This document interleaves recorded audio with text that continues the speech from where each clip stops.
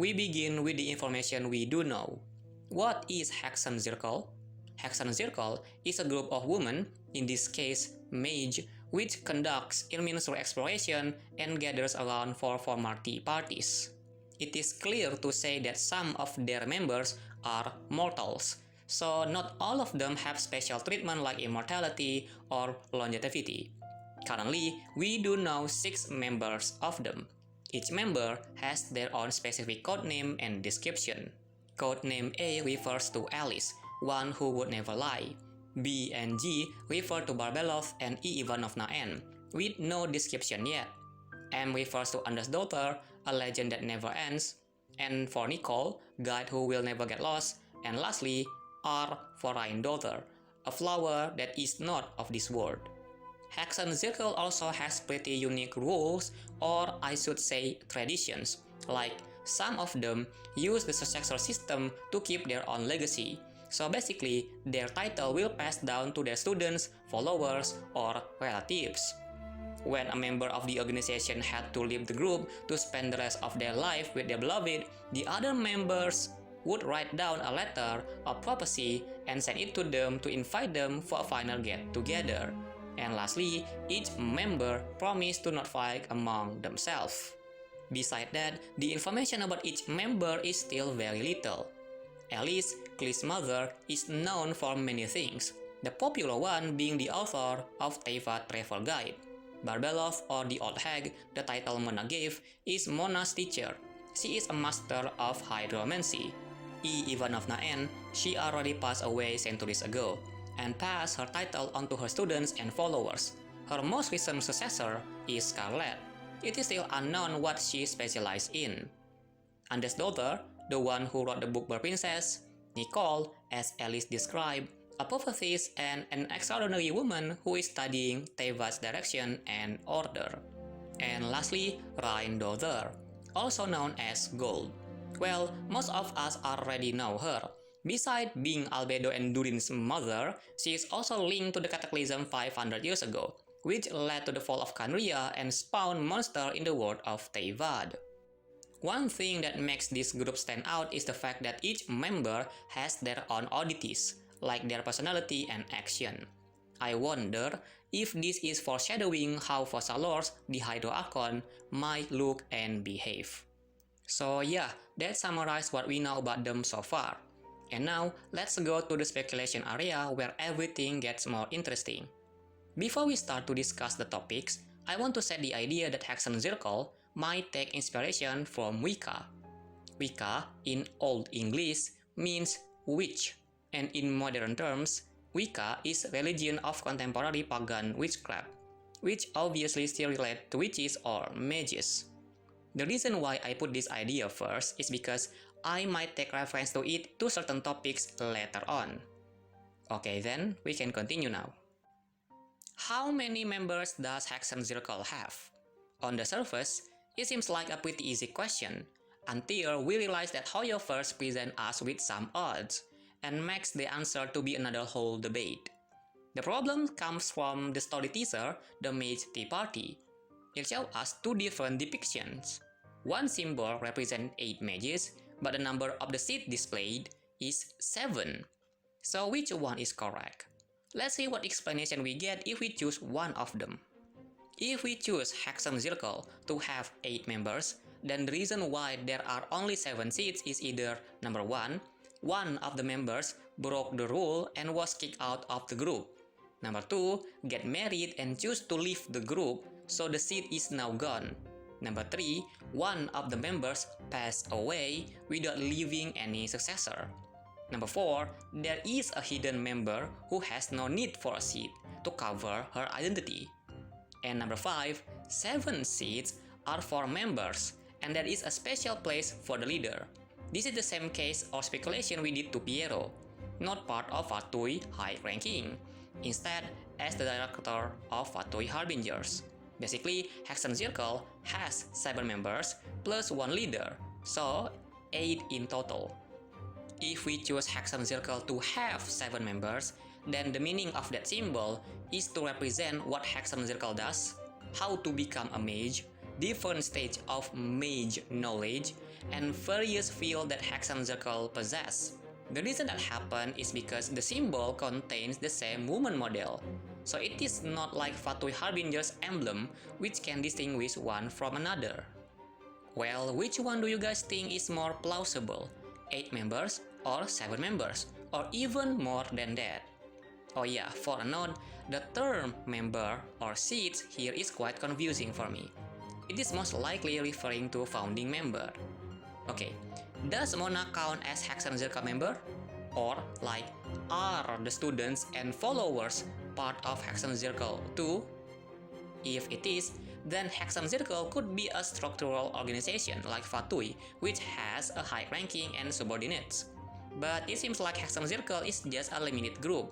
Basically, Hexham Circle is a mere tea party, not an official thing. So every mage they consider worthy can join the group. One additional thing that I want to add is in Wicca, there is something known as Coven. Coven is a group or gathering of witches. Ideally, or I should say traditionally, it consists of 13 members. Also, within these 13 members, there is one leader, known as High Priest and Priestess. So, if Hexham Circle can be considered as Coven, then does it make them have 13 members in total? And Hexham Circle has their own High Priest or Priestess, the leader. If you want to know specifically about who's Hexham Circle High Priest or Priestess, then I really recommend you to watch my video here. Special hint, it might be Venti. Okay, back to the main topic. I believe some of you have already thought or heard about this. The connection between each Hexham Circle member to the nations. The idea originated from 2 names, namely E. Ivanovna N aka J and Rheindover. Ivanovna is suspected of being from Sesnaya because her name sounds like Russian, the nation Sesnaya could be inspired from. And her successor, Scarlet, wears a pretty different cloth, a winter cloth. And for Rheindover is suspected to be from Khaenri'ah because of her title as Great Sinner and tied to the Cataclysm. From those two, then we can assume that other members could potentially follow the pattern. But there is a problem. Since we just assume based on their name alone, it will be hard for us to pick which name belongs to which nation. For example, Inazuma and Liyue. Which names in the list that is suitable for those 2 nations? You see, it is quite hard. Unless these names or titles are not their actual names, like J for Ivanovna and M for Anders' daughter. It is possible that this initial letter is not always taken from their first letter of their name, instead something else we don't know yet. It is also possible to say if Ivanovna and Anders' daughter are not the original Hexham Circle and the initial letters belong the previous person. Who knows? Personally, I don't really buy the first claim that said each member represents each nation, because we don't have enough info right now. Another thing that is unique that 3 of the members' names actually contain the word daughter there. Rheindover, Anders' daughter, and Ivanovna. Okay, the name Ivanovna here is kinda tricky. After several investigations, Ivanovna is a transliteration of the Russian's patronymic, this name. So, overall, Rheindover means daughter of Rhine, Anders' daughter means daughter of Anders, and Ivanovna means daughter of Ivan. It is still unknown if the rest of the members follow this practice or not, because it is possible each member has their own different name, like daughter of someone. But for now, it seems like this pattern name is just an Easter egg Hoyo first put in the lore, not really giving any significant clue whatsoever. 6 months ago, I made a video about Hexham Circle, and in that video, I speculate if the main goal of Hexham Circle is none other than just to satisfy their curiosity. There is no definitive goal they have as a group. But after finishing this Wimbloom festival, I have a feeling if it is not the case. I'm pretty sure that Hexham Circle at least contributes to pull a string in the major story. This idea then reinforced by the hint we get in this Wimbloom event, in which Hexham Circle seems to not care about anything as long as they can do tea party. Or do they? What makes more interesting is that Scarlet, the successor of G, used to think that this group could control the very fate of the world. So, there is an impression from the outsider to think Hexen Circle has its own pretty unique path, or I should say agenda, but Alice seems to deny or hide that impression. I wonder why.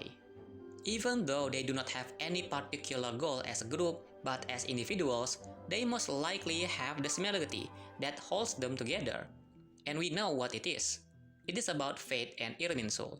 I believe each of them is tied to it. For example, Barbella linked to divination, Nicole linked to order and changing, Anders Dover linked to safekeeping history, Rendover linked to crafting life and death, and Alice linked to overseer the world. For the rest of the members, like Ivanovna and might be other, I honestly don't know. So yeah, in another word, Hexen Circle most likely has an important role in the story, especially about the true nature of the world. Beside their goal, how about their action so far? Well, based on the info we have right now, the last time they as a group did something was to challenge the Anemo Archon, and for the rest they just do a tea party. We still don't know yet what they were and will be doing as a group. As individuals, we can see what they have done or currently doing, 3 of them at least. Alice, based on Wings of Feasting, instead, Teyvat's border have gone fragile these past 2 years. Looks like Mom is going to have to get busy. So Alice is currently doing something suspicious about the border. Anders Dozer, again, leaving the book, specifically the Board Princess, and also potentially other books. Landa Dozer, the most known one, being the mother of Durin and Albedo, also the catalyst of the Cataclysm 500 years ago. And after discovering the heart of Naberius, she then disappeared without a trace. For the rest of members, it is still unknown what they have done and currently doing. With the presence of Hexen Circle, the power and influence balance in Teyvat becomes more interesting. What I mean is, almost all the sources we need to uncover the truth of the world are here. Fatui focused on progressing the story, Abyss Order focused on revealing the past, and now Hexen Circle focused on what's going on with Irminsul and the Fate. We just need one last part to complete everything, and that is about Celestia. That's why the introduction of Hexen Circle right now is so important as a setup, especially when Fontaine is almost ahead of us, which I believe will be the crucial and turning point for us to understand Celestia. So yeah, overall, all of these things are still pure speculation. There is still much information we might have in the future that can change our perspective now. At least, for the moment, we can make a pretty fun guesses about it. Please comment below, does what you think align with the speculation that is represented in this video, or do you have a better idea or some additional notes regarding Hexen Circle? Regardless, I hope you guys enjoy this video, and if you did, please like and subscribe as well as hit the bell icon to stay updated on my videos. Hello Zen here, and see you next time. See ya!